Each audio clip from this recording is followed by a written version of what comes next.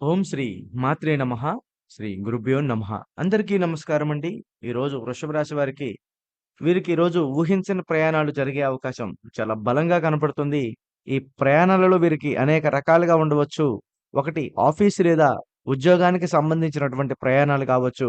అది ఆకస్మికంగా వీరిపై పైవారి నుంచి వచ్చే ఆదేశాల వలన విదేశీ లేదా రాష్ట్రానికి బయట టూర్‌లకి ఉండే అవకాశం.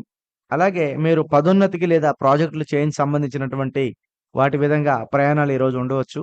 అలాగే ఆత్మీయులు ఆకస్మిక పిలుపు వలన కూడా మీకు ఈరోజు ప్రయాణం కలగవచ్చు. అంటే ఈరోజు కుటుంబ సభ్యులు లేదా స్నేహితుల దగ్గర నుంచి మంగళకార్యమైనటువంటివి గాని, లేదా అనుకోని వారి యొక్క ఆరోగ్య పరిస్థితులు కొంచెం వలన ఊహించని రీతిలో కొంచెం సమస్యలు రావటం వల్ల గాని, ఈరోజు వీరికి ప్రయాణం జరిగే అవకాశాలు కొంచెం ఎక్కువగా కనపడుతున్నాయి.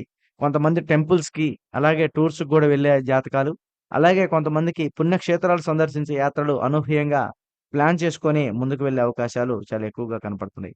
కాబట్టి వృషభ రాశి వారికి ఈ ప్రయాణాల వల్ల కొంచెం లాభంగా ఉండవచ్చు. కాకపోతే కొంచెం ఒత్తిడి ఎక్కువవుతుంది.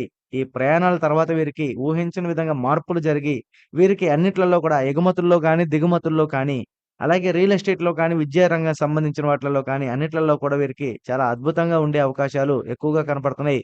కానీ ఈ ప్రయాణాలు చేసేటప్పుడు కొంచెం జాగ్రత్త వహిస్తే చాలా మంచిది. ఇక వృషభ రాశి వారు ఖచ్చితంగా